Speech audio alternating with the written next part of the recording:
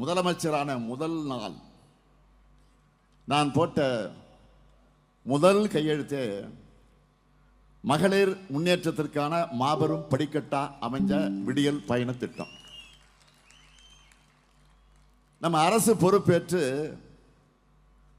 1800 நாட்கள்ல 935 கோடிக்கும் அதிகமான பயணங்கள் மகளிர் மேற்கொண்டிருக்காங்க.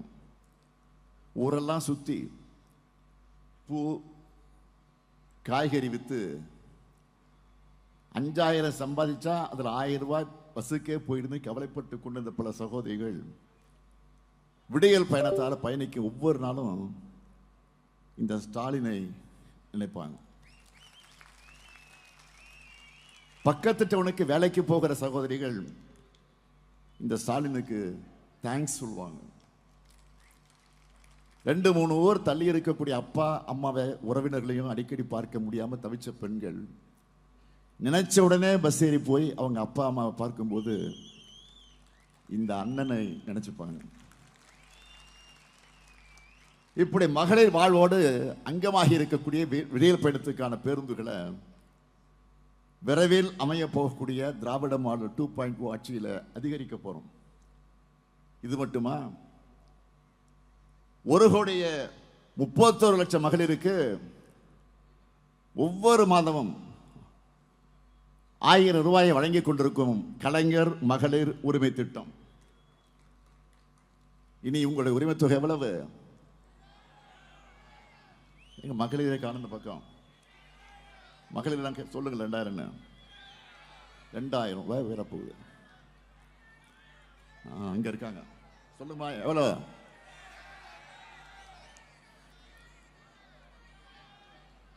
அடுத்து அரசு பள்ளியில் படிச்சு காலேஜ் போகிற மாணவ மாணவிகளுக்கு மாதம் 1000 ரூபாய் வழங்குகிற புதுமை பெண் மற்றும் தமிழ் புதல்வன் திட்டம்.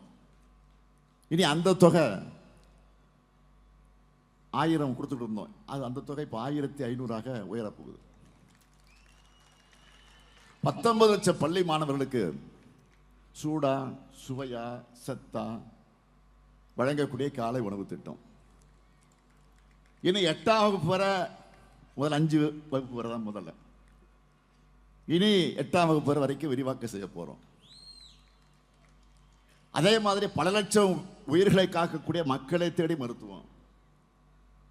விபத்தில் சிக்கி உயிருக்கு போராடின ஆயிரக்கணக்கான உயிர்களையும் குடும்பங்களையும் காப்பாற்றிய இன்னுயிர் காப்போம் நம்மை காக்கும் 48.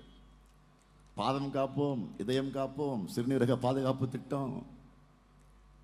ஒன்றிய அரசே பின்பற்ற போறதா சொல்லி இருக்கக்கூடிய தோழி விடுதி, ஸ்டார்ட் அப் தமிழ்நாடு, அண்ணல் அம்பேத்கர் தொழில் முன்னோடிகள் திட்டம், கலைஞர் கனவு இல்லம். இப்படி நாள் முழுக்க என்னால் பட்டியலிட முடியும்.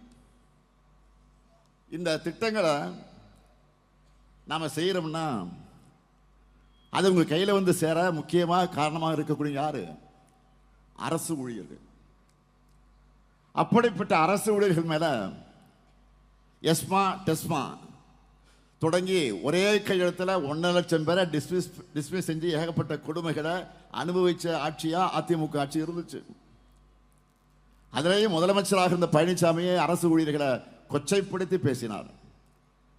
ஆனா தலைவர் கலைஞருடைய வழியில் நம்ம திராவிட மாடல் அரசு தான் அரசு ஊழியர்களுக்கும் ஆசிரியர்களுக்கும் ஏராளமான சாதனைகளை செஞ்சு அவங்களுடைய கண்ணீரை துடைச்சி தமிழ்நாடு உறுதியளிக்கப்பட்ட ஓய்வூதிய திட்டத்தை செயல்படுத்தி இருக்கும். லட்சக்கணக்கான அரசு ஊழியர்கள் ஆசிரியர்கள் குடும்பங்கள்ல